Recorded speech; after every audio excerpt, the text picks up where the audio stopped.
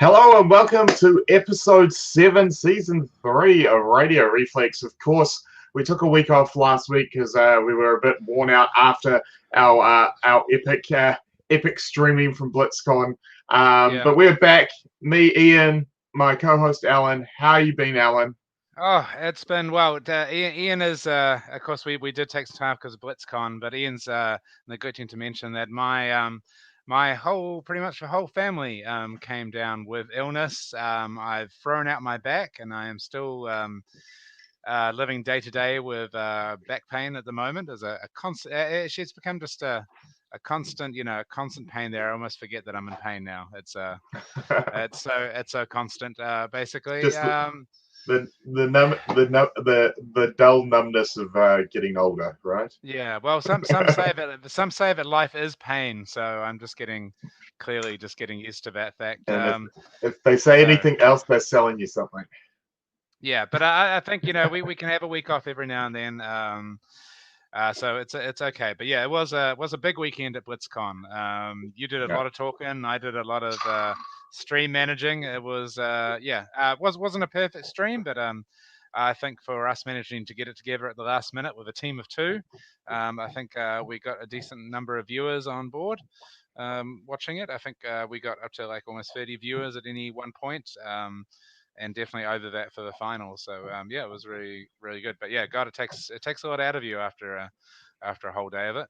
Good thing So, the Mighty Ape had air conditioned rooms. yeah. Those rooms were sweet. We've podcast under much worse circumstances than at Mighty Ape. Yeah. So I suppose we should And we say a did. little shout out to Mighty Ape for the event. Yeah, shout out to Mighty Ape, and also shout out to Nick Butcher, uh, who stayed with me despite our countless technical difficulties and our jerry rigging him on commentary. At one point, we had him. You had your cell phone facing the screen that I was looking at while he was on a Discord chat. It's like, yeah, Yeah. we're not streamer extraordinaire. So thanks, No. Nick, for sticking with us. It was great to have your insight Yeah. on all the games, and of course, we can't wait to come the new year and what sans pandemic to actually sit down in a room with you somewhere, either here in New Zealand or in Australia, Yeah. and do it live. Yeah, not only is Nick a great TCG player and a definite brain, he's just a gentleman. Yeah, because because I mean, and I've totally forgotten to contact Nick in the last couple of weeks to say thanks and sort something out for him. So Nick, sorry, it's my fault.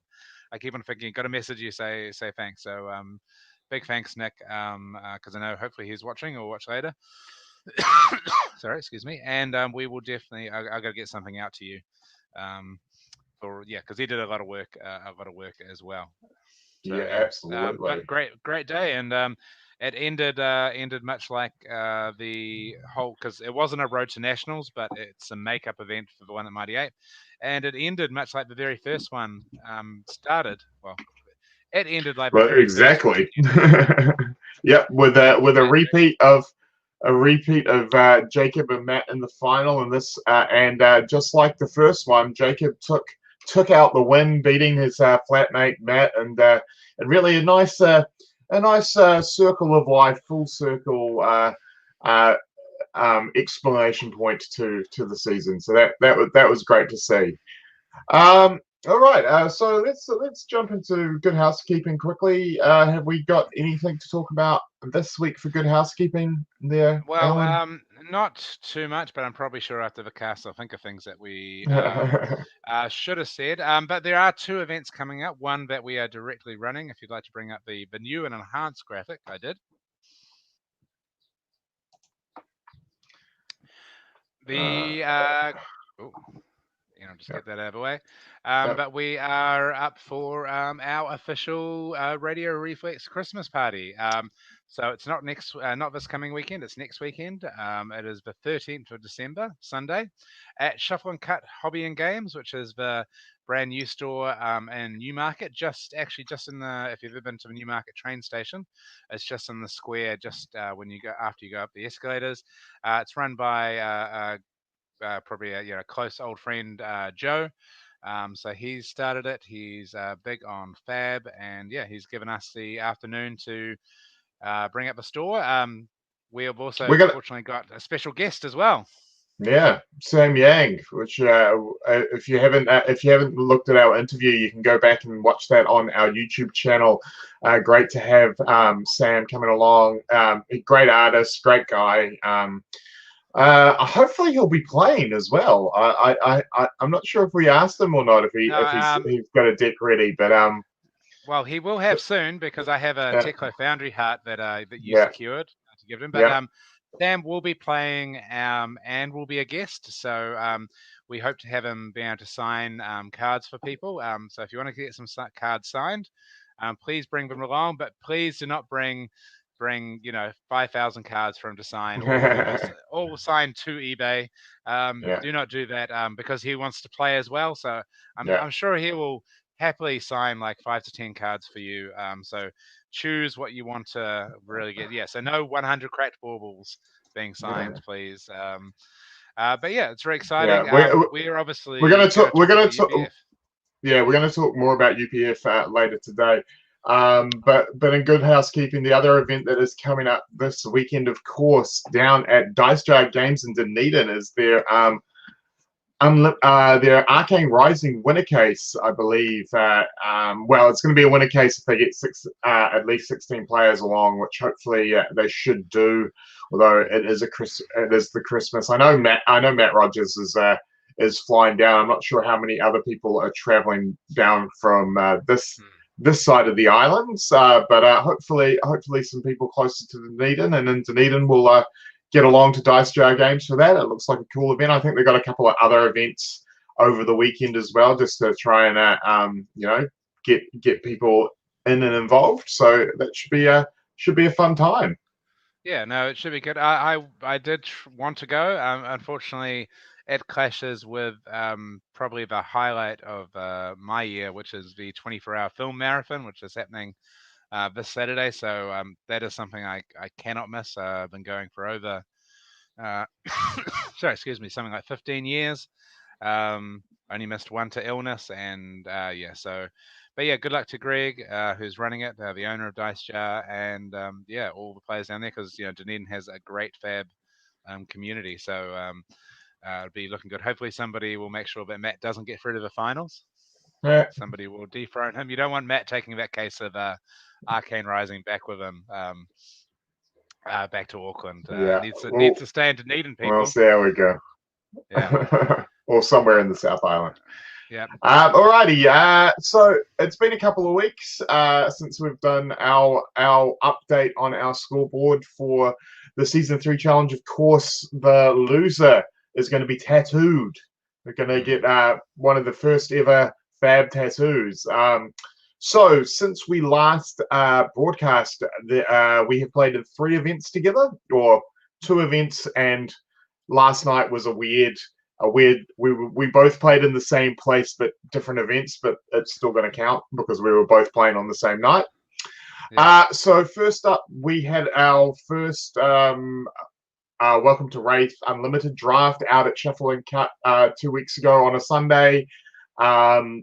We were sitting with one person in between us, which was Kale, who ended up winning the draft. So we were obviously passing him way too many pummels. Can I take a victory? Can I take some of Kale's victory? Because I did like now this is my joke with Kale that like I love to draft and pass Kale pummels because like basically at one point in the 3rd pack I was like I cannot pass any more red pummels to Kale. So like I actually just hate drafted one, but I think he ended up something like 5 red pummels. Not 5 red, but definitely 5 pummels altogether, and he played every single one of them against me in our matchup, and managed to take me out. Of course, I drafted Brute. What can you remember? What you drafted? Yeah, I drafted. I opened an ancestral empowerment and decided to go ninja. But your draft went well, and I just putted out, and yeah, my ninja deck was not good, and I went that grand total was 0. with that, I went 2-1 with my only loss to Kale and ended up coming third in that event, which was good fun.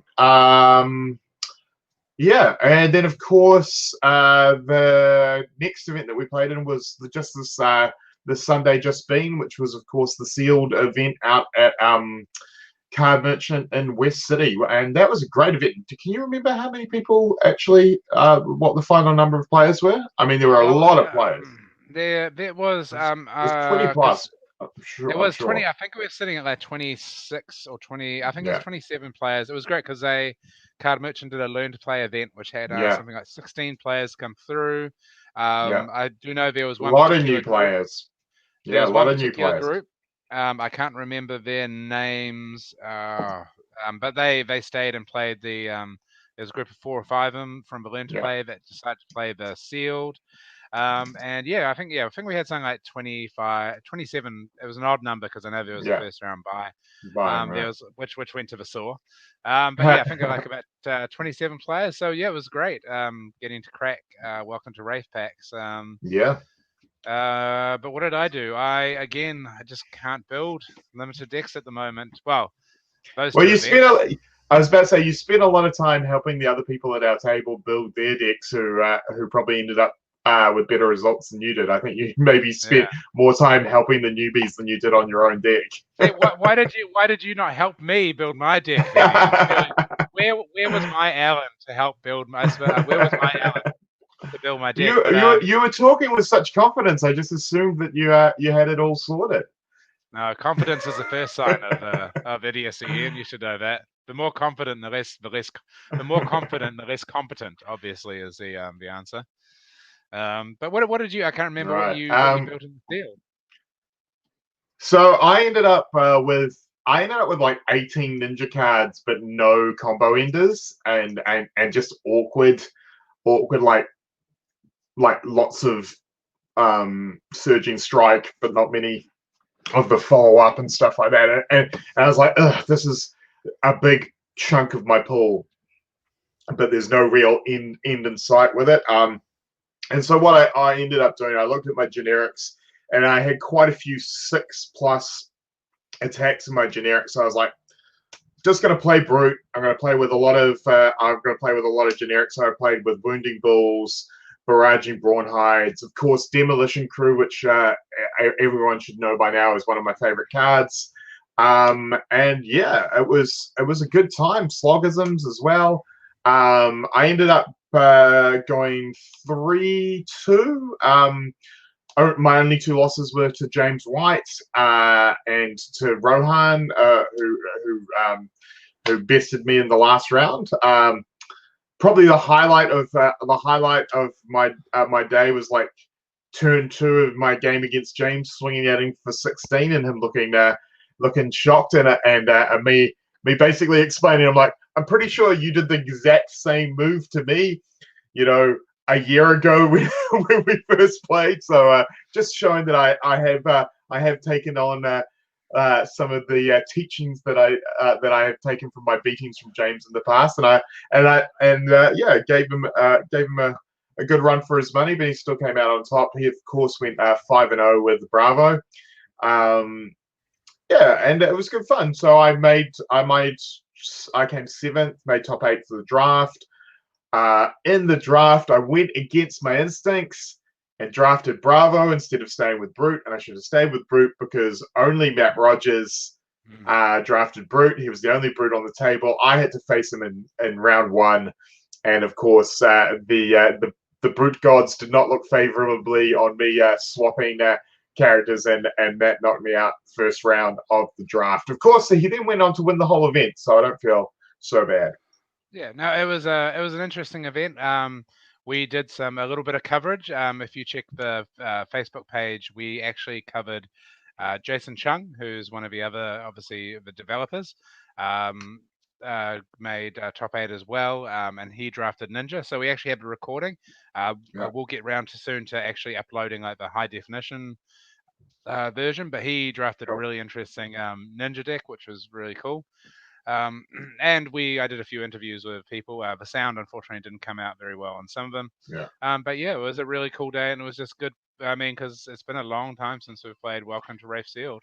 Yeah, and it just reminded me how much I enjoyed it. It is a great set. It's a great set for Sealed. It's a great set for Draft, and honestly, don't sleep on Brute and Draft, because if only one person's drafting them, they can get a killer deck. So yeah, definitely next time you draft Welcome to Wraith, maybe consider drafting Brute.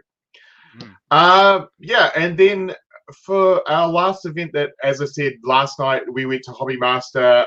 Amazing turnout. There were you decided you wanted to draft, so you put a sort of call out to the community to see if they wanted to draft.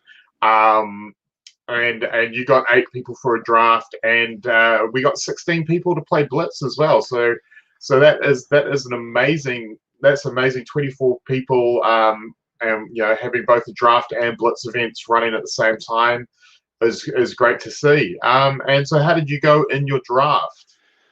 So fortunately, a lot better. So again, I drafted Ninja. So I started off with picking a red unmovable, because that's just, great solid pick, not putting yourself anywhere. And of course, instead of staying the course on generic picks, a red Surging Strike caught my eye, and I took that straight away. But what was happening on the table is that Callum Giddens, who was right beside me drafting, he decided to go into Ninja too, but of course I was feeding him. Right. So I suppose I did lose out on a few cards with him on pack 2, but I pretty much cut him, and he wasn't sure. He was umming and ahhing later if he had maybe stayed in Brute. Stayed in Guardian, which was his intention. But yeah, it was a funny old draft. I played Chris Bewley round 1. I was about to say, and he's probably pretty lucky he didn't stay in Guardian, because wasn't there like 3 Guardian draft? 3 people drafted Guardian? Oh, I think there was 3 Guardian on the table, so yeah, it was a bit weird. Yeah, I think there's only one Brute again, which was Dirk Castro was the only Brute player, but right. he's a new drafter. He hasn't drafted. That was his first draft for. So it was, but he had a good draft deck, but just couldn't play it. So he went 0-3. But I managed a 2-1, so I lost the first round against Chris Bewley because he was playing Warrior. He had a lot of reprise effects. Right. Every time I blocked, but most importantly, my deck was missing a few blue 0 costs to power my Kodachis, and it always seemed to bite me in the ass that just when I needed it, I didn't have the blue. I might have had like a blue leg tap or something like that, and just not been able to get in the extra damage of a Kodachi, not strip away that extra card where they're down. So Chris got through. But then, beat Callum in the Ninja matchup and beat Tom Penny on. What was Tom on? Tom was on Bravo. Guardian. Yeah, he was on Bravo. But I think he had the. He really got the bad end of the 3 people being on Bravo. Well done. I of course I went down with the intention to draft. So I didn't actually have a proper blitz deck with me, but I decided that when you guys got to 8, I was like, I don't want to be that awkward 9th person on a draft table, so I'll just jump in the blitz event, because that way there wouldn't be it had even numbers for both events. So I took basically my draft deck from my Thursday Takapuna draft, and my and the seal packs from the weekend, and threw together a Brute deck that was not very good, and it only went 1-3. Although the highlight of my night was round 1. I got paired against Matt Rogers. He was playing full strength Ira against my pile, and I think second or third turn, he pitched out Zephyr Needle for 3 with his Ira ability, and I was like, you know what? I'm gonna make you work for this. Slapped down a blue unmovable, cracked his needle. He's like, "What the hell are you playing?" I was like, "I told you, I'm playing a mixed up draft deck." He's like, "Oh, I does not expect to see that in a Brute deck." I was like, and so that made the game way closer than it deserved to be. But of course, Matt, being Matt, still pulled it out. So he was stressing though. there were points in the game where he was like, man, if I lose to this, you'll never let me live it down on the podcast, and here we are. So with that, so you had a grand total of 3 wins over 3 events. 3 wins. Yeah. I had a total of 6 wins over 3 events, and so let's have a look at what that does to the scoreboards. 16-10. Oh, you were so close for so long, and now it's gone out. Just basically a bad sealed and a bad draft. Yeah, just wrecked me. But with the fact that we're in December and I'm feeling the Christmas spirit, I am going to throw you a lifeline here, Alan. I'm going to throw you the catch-up chance for you. Yeah, so, of course, as everyone knows, we've got our UPF event coming up. Me and Alan will both be playing in the event. I'm going to throw this out to you to give you a little bit of a chance to catch up. I'm going to say you get 1 point for every kill, but I will only take a point if I win a whole pod. Okay, well, this is probably a wrong time for me to tell the audience that I'm planning on making do-nothing decks that just sit back. I have this plan to make decks that are designed to come second place because everyone has pity on you. Well, we'll see. We're definitely going to go in, but I will take it because basically, even if I'd done averagely in both those events, I would have been still right behind you. Right there, exactly. That is not the truth. That is the opposite. So, yes, I'm not too proud. I'm not a proud man. Alrighty. Well, I think that is a nice way for us to segue into, of course, what's coming up next, which is hang on, I'm sorry, I'm just let me just pull up the right banner. So of course, as we were saying, we have got our Christmas party coming up. We were talking about it before. So but what we're going to talk about now is a few sort of, not an FAQ, but like a few just things you need to know for UPF. So let me just pull this up. So of course, we are both big fans of UPF, Ultimate Pit Fight. Me and Alan actually had quite a hand in testing the format when it first got launched. So I think unlike obviously the game where the game was sort of almost fully developed when Alan and I were working for the company. UPF was something that we did help out with, so it sort of holds a special place in our heart, and that's the reason why we're doing it for.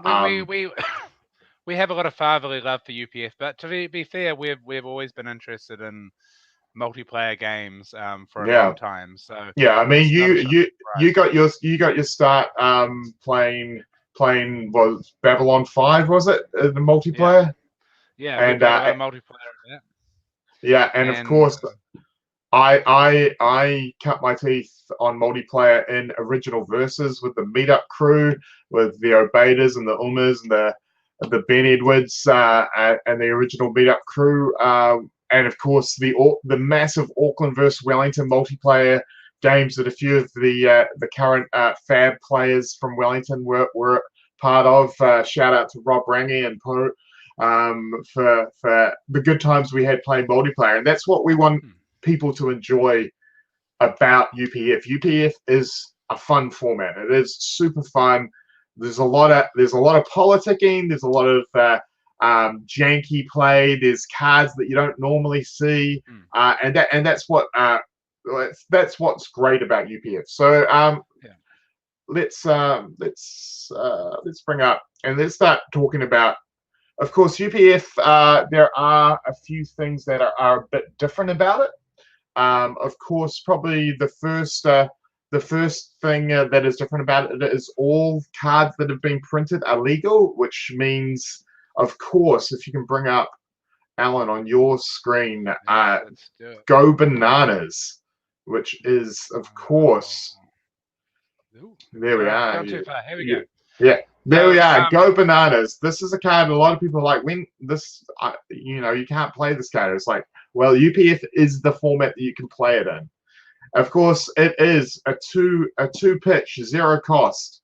No defense. It is a generic instant, and it says name an action card, open and reveal a booster pack of Flesh and Blood, and pull all cards with the chosen name and put all cards with the chosen name into your hand.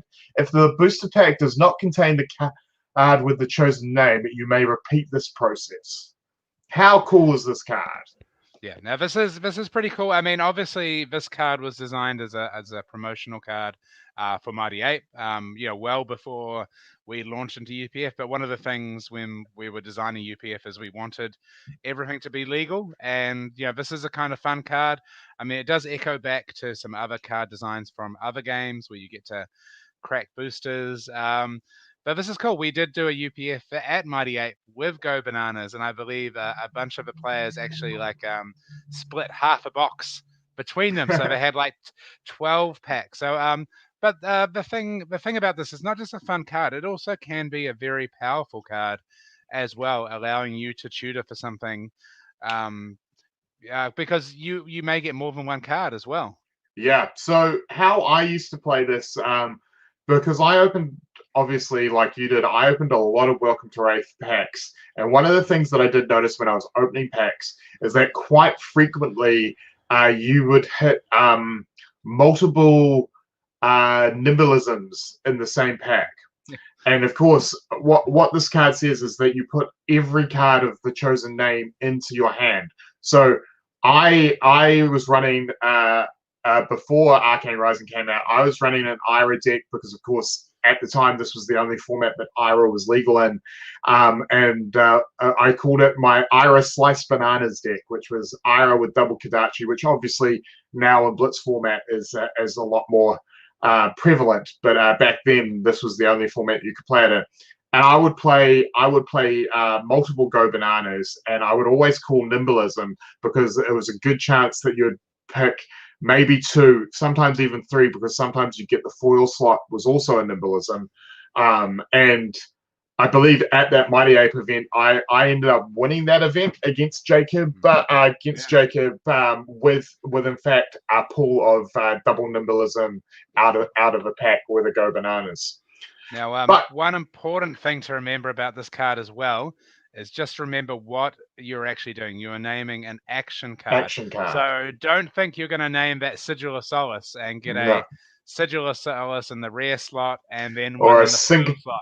Or a Sink Below, or we've seen a lot of warriors try and call attack reactions with it. No, you can't do that. But what you can do, because deck building has already happened, this is the very important thing with this card, and what makes it super fun and makes the format super interesting, is there's no class restriction on the card that you call. So, for instance, if I'm playing KO, right, I could call Crippling Crush and get an 11 Crippling Crush that if I then roll, and if I'm lucky enough to pull it out of pack, or if I'm willing enough to keep opening packs until I crack it, I can then have a Crippling Crush in my hand that I can play with KO, roll a 5 or a 6, and all of a sudden I'm attacking for 22. How fun is that? Magical Christmas Land. This card could set up magical Christmas lands. Absolutely. Now, one other thing about it is me and Ian are working towards is I do know a lot of Aucklanders will have these, but I mean there still will be new players out there that don't have copies of these. So just so you know, me and Ian are working on a fun little thing that will let people who don't have Go Bananas in their decks have a use of a Go Bananas at the event. So if you don't have any Go Bananas and you can't borrow them, or maybe check with Mighty Ape at the moment and see if they're doing any offers on this. Yeah. If you can't get a hold of it, we have a plan to allow people to get their free free. Get a Go Bananas to quasi Go Yes, Bananas to use on the day. sure. Alrighty, so that is Go Bananas. That is, I think we've covered pretty much everything with that. That's So the let's look fun. at some. That's the fun one. That's the That's fun the one. fun one. These other ones, yeah. Yeah, let's have a look at some of the other cards that we need to talk about and how they work in a multiplayer game. So Okay, you brought up Barrage and Beatdown. So here we're talking about Intimidate, not necessarily this card, but just Intimidate in general. Well, we're talking about Intimidate and also the text of Intimidate, because we'll see a few cards like this, but this is one I wanted to bring up. So Intimidate, everyone knows Intimidate. Target hero banishes face down random card from their hand. Now, the thing about Barrage, about Intimidate cards and UPF, and this is, I suppose, key to the rules of UPF, is when you're targeting someone, you target to the left or the right. So if you're on a 4-player table, you can attack to the player to your left. You can attack to the player your right. The person that is opposite to you in that 4th spot, you cannot attack them. They're not within your range of targeting. So if you're Ian in this spot and you've got Alan and you've got Newsom there and you really want to kill Jason over in that spot, you have to go through one of these people to get to Jason. So, just remember. So, if you want to intimidate, but the other thing, and I'm not sure it's actually ever useful, but it's kind of funny, is of course it says target hero. So you can barraging beat down and attack the person to your left, but you can intimidate the person to your right. Now, I have no idea if there's any way that you can abuse this. I don't think there is, but it is an option if you want to take a card away from that person's hand. Until the end phase, you can do that because it says target hero, so it can be one of the heroes you target to the left or right. So yeah, that's a little one. Now let's bring up all right. Oh, well, this is two cards that I'll let you lead off here, Ian. And okay. So of course in Ninja, one of the main key components of Ninja is of course the combo mechanic. Now, so here we have head jab, go again. Which if you play that and it hits, the next card that you'll possibly be looking to play is Open the Center. Now, if you want the effects of Open the Center, which is the combo effect, which says if head jab was the last to play attack, played this combo chain, Open the Center gains +1, go again and dominate. If you want that, because the combat chain has to be continuous, so you have to play head jab and then Open the Center against the same opponent. However, if you have multiple attacks and you're not worried about combo, you can hit with head jab against the player on your left, and then maybe like a snatch against the player on your right, or something like that if they're out of cards or whatever. So at any point, you can end a combat chain and restart it with a new card. However, to get the ability of combo, if you're playing either Ira, Benji, or of course Katsu, you do have to, for combos, you do have to target the same player. Yeah. So yeah, it just basically. It's your chain link has to be continuous against one player, or you can split it, and that's quite important because I mean you can split. It's quite useful in Ninja or any two weapons because you can throw a Kadachi that way, or even the other way, or even in Warrior with the Dorinthia where you can attack with Dawnblade once, get a hit against the player on your left, and then you could with the second attack the player on your right.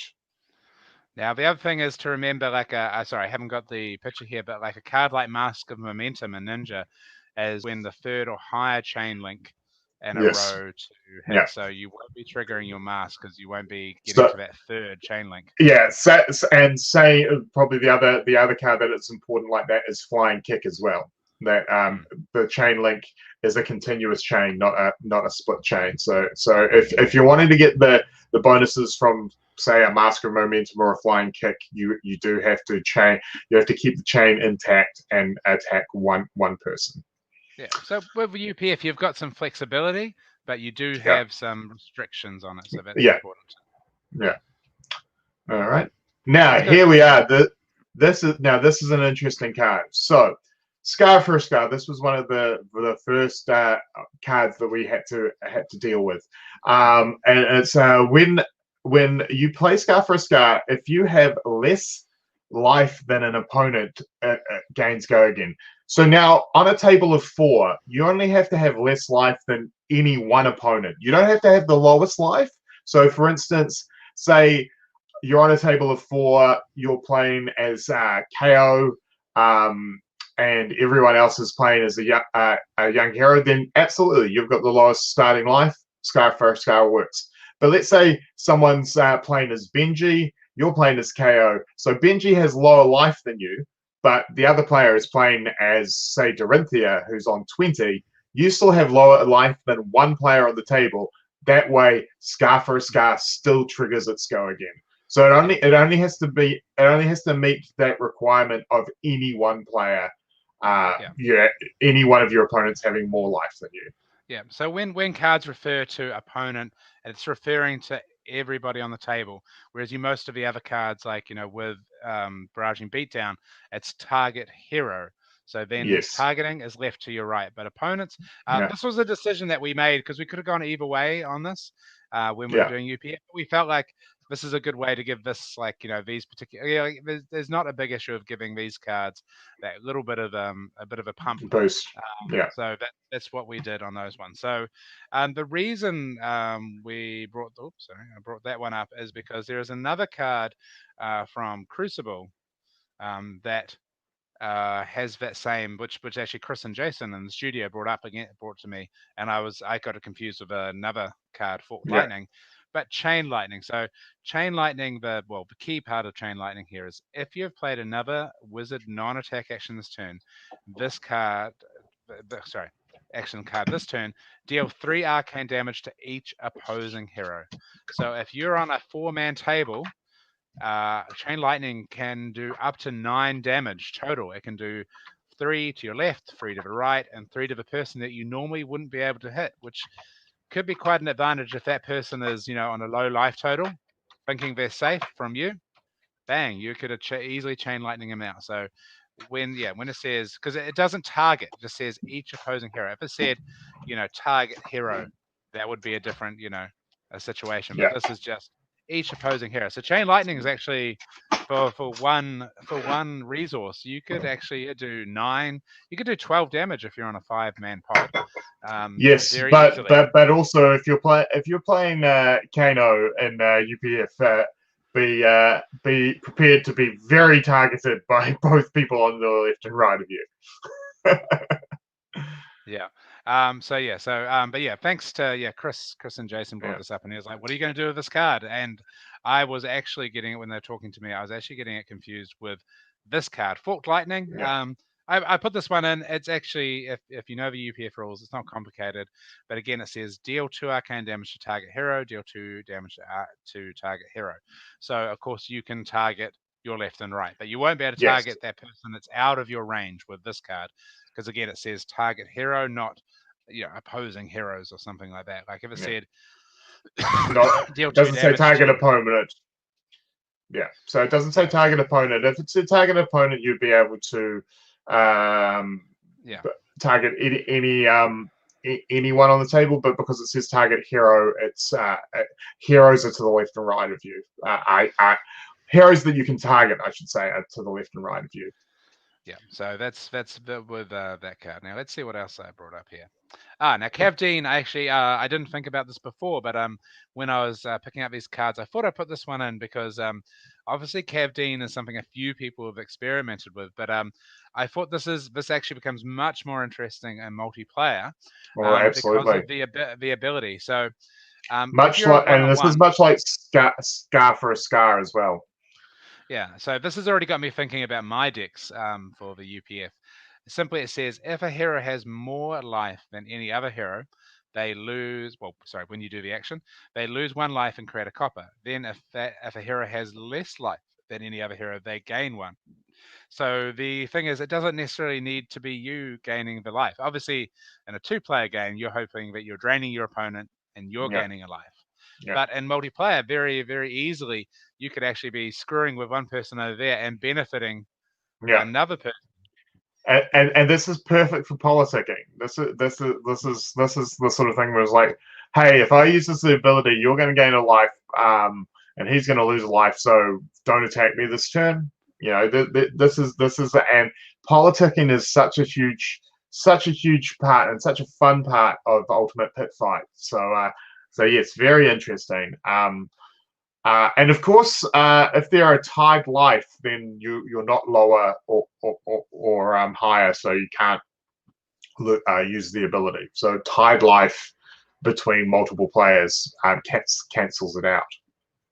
Yeah. So just remember, you may not be receiving, but I think this card is made so much cooler by UPF and the position, and I think I'm looking forward to brewing up Cavdine as well as Data Doll, my plan. So I think that's another good interest. A card that is needs to be reassessed, because I think, well, one of the main It's a reasons lot of me and fun. Ian were talking. Yeah, I definitely think this character was very much made for UPF. Yeah. So I think that's one of the other reasons me and Ian wanted to talk about cards, and we'll be doing deck lists next week, is we just want to make sure that people think about the format, because we wanted to use blitz decks because it's everyone's That's got what blitz everyone's decks, playing at the moment. but there are things you can do in UPF that there are things that you can adapt, things that you should think about, that just won't be on the line when you're just playing one-on-one with blitz. Yeah, and let's quickly, I'm not sure if you brought up the image, but let's quickly talk about the first turn of the game.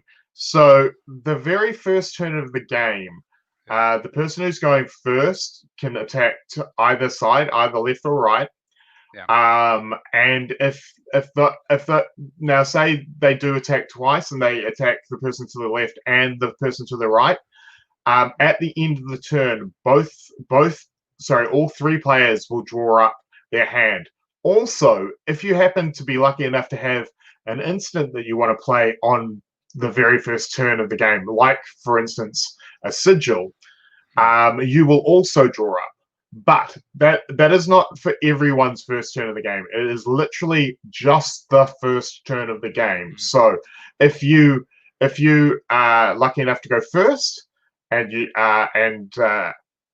or you're lucky enough to pull a sigil, you will get to draw up. Otherwise, if you don't get attacked, or you're not going first, and you don't get a chance to use the card in that very first turn of the game, you will not get to draw up the following turn. There is only one first turn of the game. Yeah. Now, of course, the full rules are available up on the Fab website. If you look at the formats page, it's available there. Yeah. Now, here's the card. I think the only difference to because I believe on the format it talks about 60 it talks about non-blitz decks, so you can play 3 ofs. But of course, we are playing blitz ultimate pit fight. So just take the blitz deck building restrictions of only being able to play two cards per name. But other than that, the rules are the same as they are. All right, now we get to the card. The next card I'm going to get to is twofold, because it is a card designed for multiplayer, but it's also going to be the grand prize. Yes, bring it up. Yeah. Gregorian. I was about to say Gregorian. I mean Gorganian Tome. So the key Johnny part Gorganian Tome, eh? It is zero cost generic action. It is legendary. It does not pitch for anything. It does not defend for anything. It does not attack for anything. But it says draw X cards where X is 1 plus the number of Gregorian Tomes. So in all graveyards. If you're playing one-on-one blitz, if you play it first, you're drawing a card. If your opponent gets to play it first and you get to play it second, then you're drawing 2 cards. But of course, UPF can this splits. Yeah, this is a very interesting card in UPF, because if you get it early, you're not going to get a huge advantage out of it. out of it if everyone else is playing it and holding on to it. But if you get it after 1, 2, or 3 other people on the table have played theirs, then you're getting a massive, 2, 3, 4 cards to add to your hand from it, and that's massive.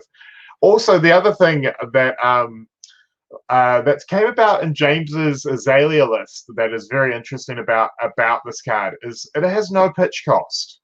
So very good in decks that run Ravenous Rabble, because if you reveal this for Ravenous Rabble, it's got no pitch cost. So Ravenous Rabble gets its full attack. It gets -0, which of course is whatever the attack is. So this turn, if you reveal this on a red Ravenous Rabble, that Ravenous Rabble is swinging for 5 with go again, which is pretty insane. Yeah. Well, my biggest thing is this card, has the potential in UPF to outshine every other card draw there. If you play this last on a 4-man player, you're drawing 4 cards. No other card in the game, unless you can have a combination of cards to draw that many cards, but no other card could draw you 4 in this position. Yeah. So I feel like maybe if somebody does that, there should be a special prize. If you've got access to it and the nerve to do it, you could play multiple of these in a game with Go Bananas, because it is a generic action.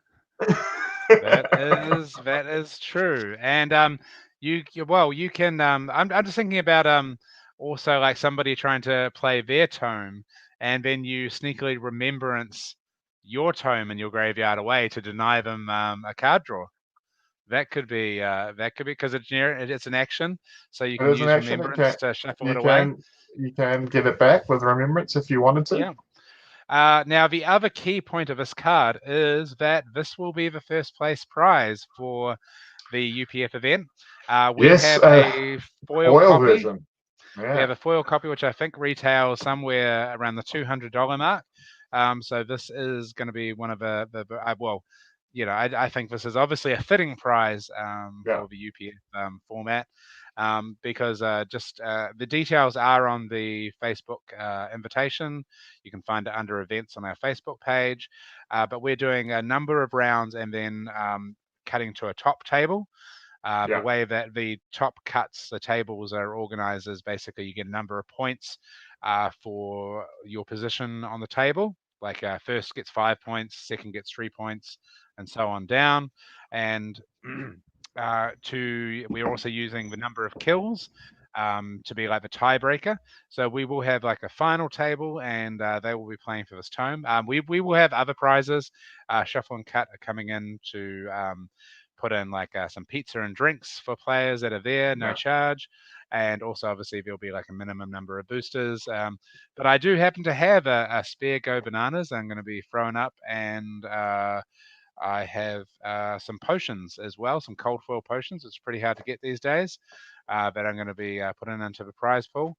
So this will be a grand prize, but there will be other prizes on offer. Now, let me think, Ian. Have we gone through everything? Let's just sneakily go through my slideshow here. Oops. Yeah, I think that's as far. Yeah. All right. Well, there's one other card I did want to show, because the reason I'm going to show it is that... Oh, sorry, we've got Rune Chant. Rune Chant, okay. Rune Chant, just to let you know, Rune Chant's target. So the opposing hero will be the hero to your left or right, because you can't target you really? Because it's targeting. No. Right. You've got to read the card.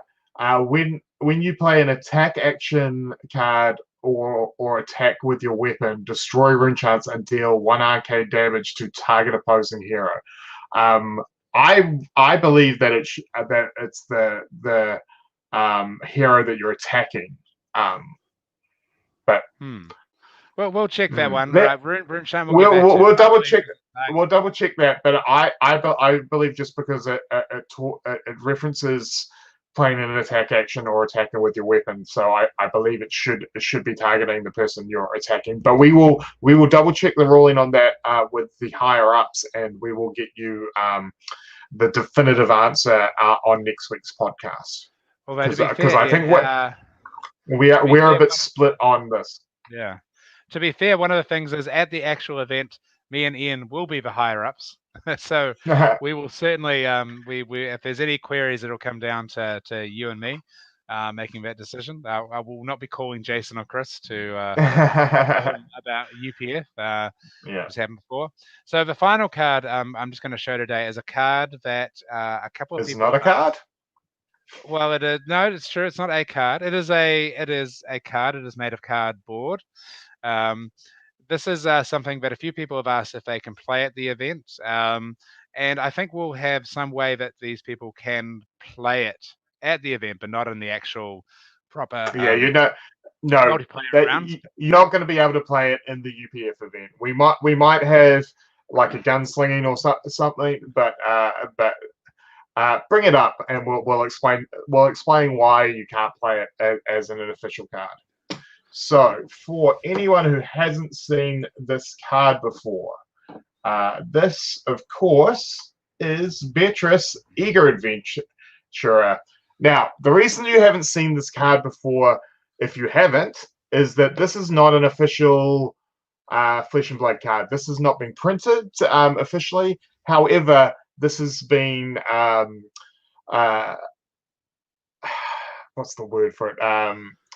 Basically, Alan, for his daughter Beatrice's 5th birthday, got MJ to make up this card. So, if you want to explain a bit more about the card. Well, the way I like to describe it, it is the most unofficial card that you're likely to see. That is seen, because there are a couple of cards that people haven't seen in the studio. That are kind of like this in a way. But this is Beatrice Eager Adventure. As Ian said, it was a card I got done for my daughter's 5th birthday. So it was a big combination. MJ, who's lead designer, she did the actual artwork for it this time. Robbie, the head of creative, put it together in the card frame and everything else like that for me. I came up with the name and the mechanics, and then with the mechanics, I passed them on to James and Chris, and they actually made them sure that they made sense.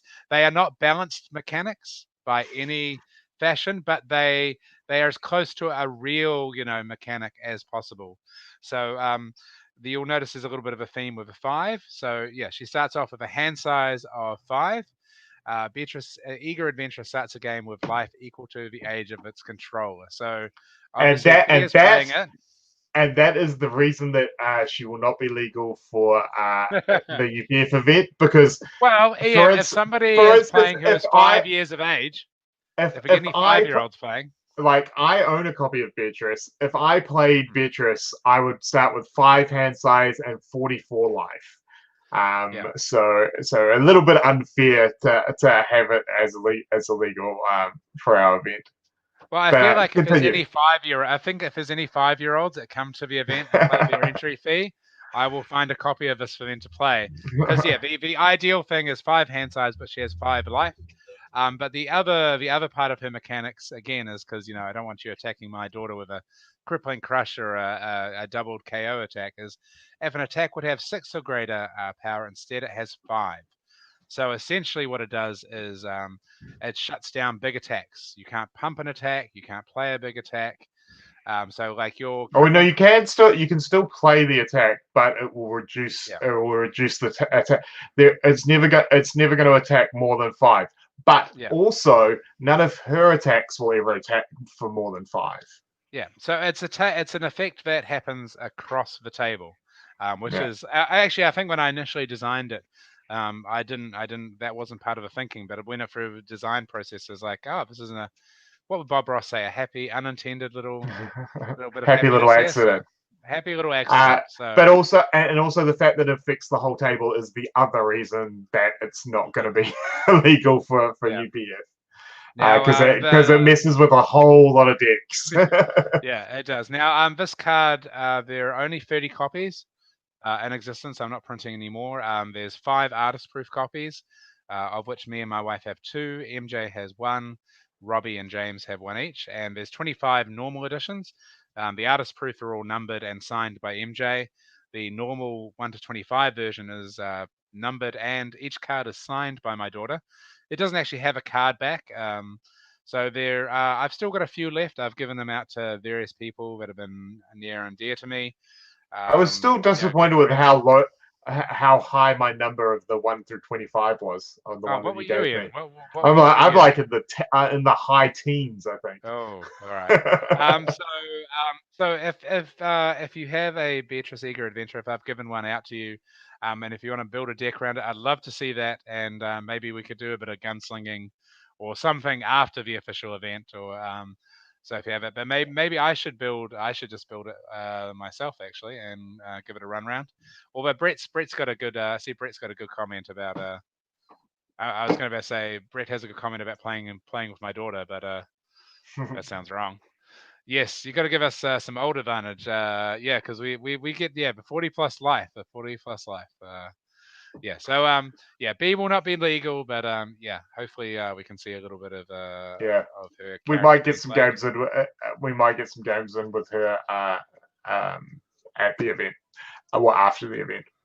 Alrighty, I think that's all we've got covered for, because we've been talking for 56 minutes or so now. So I think that's all we've got for the Fab side tonight. So let's move on to everyone's favorite part of the podcast, the place where everyone just turns off.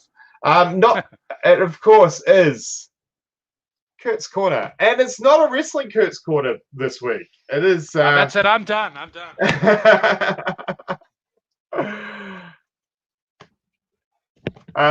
So of course All right, fine.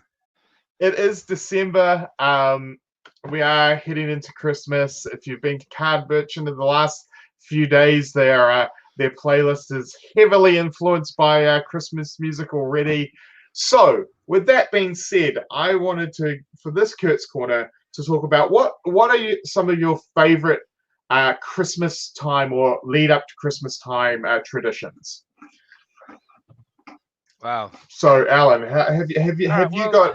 Do you and your family, or or something that you grew up with, have any Christmas or Christmas time traditions well, I don't know that you actually, because particularly enjoy?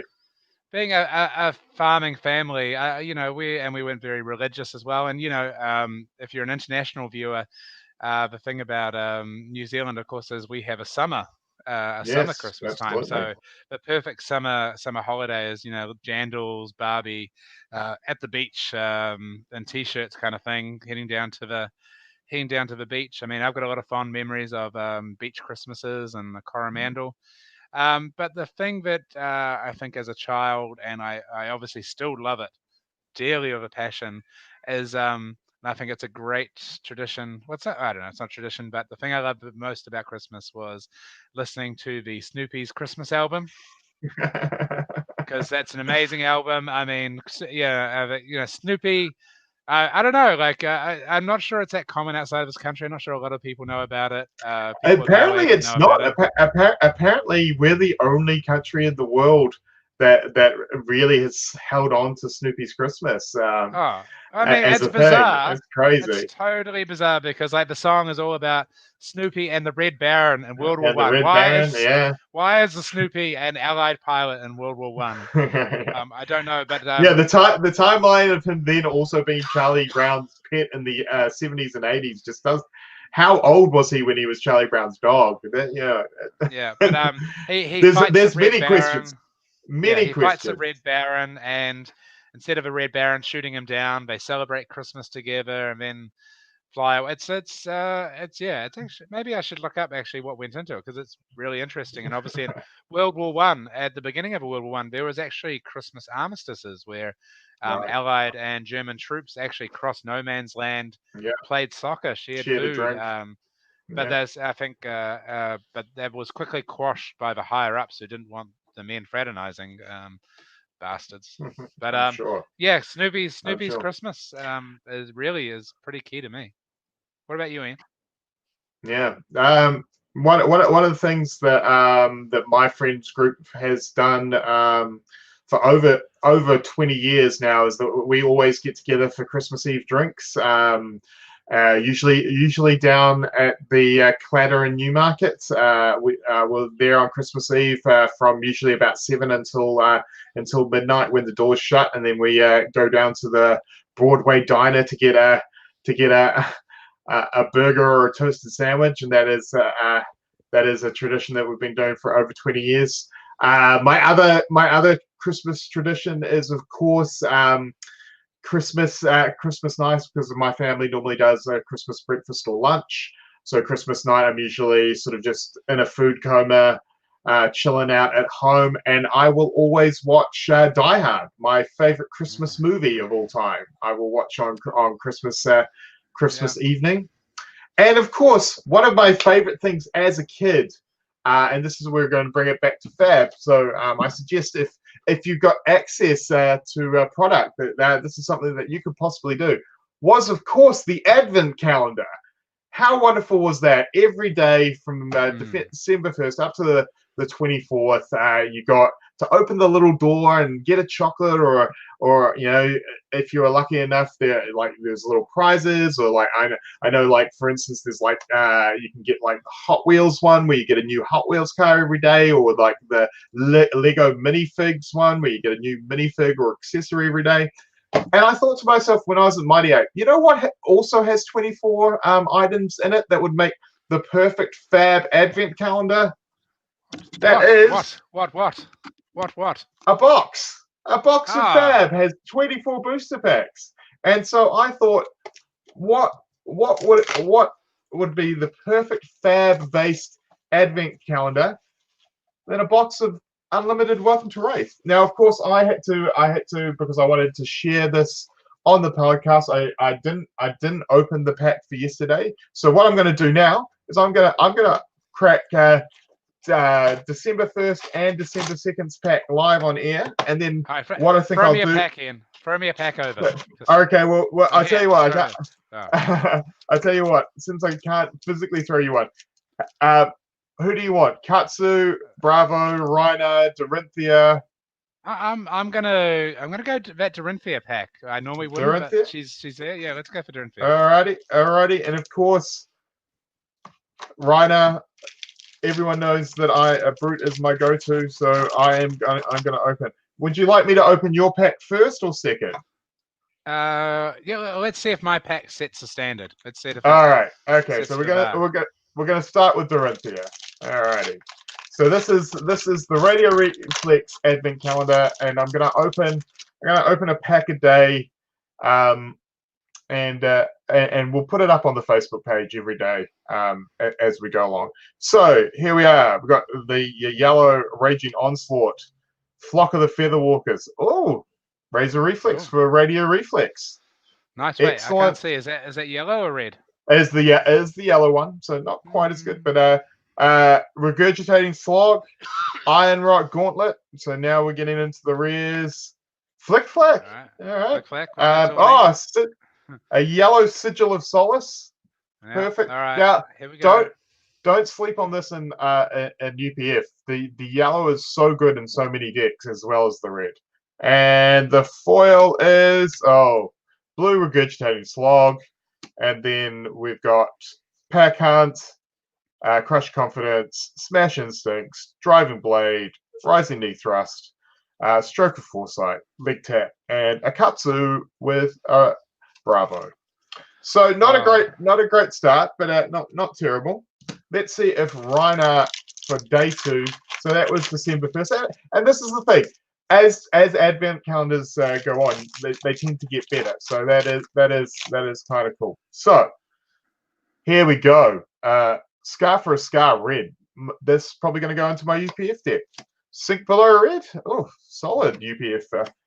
Yellow Pummel. This is actually looking pretty good. Scour the Battlescape blue. Barkbone Strapping.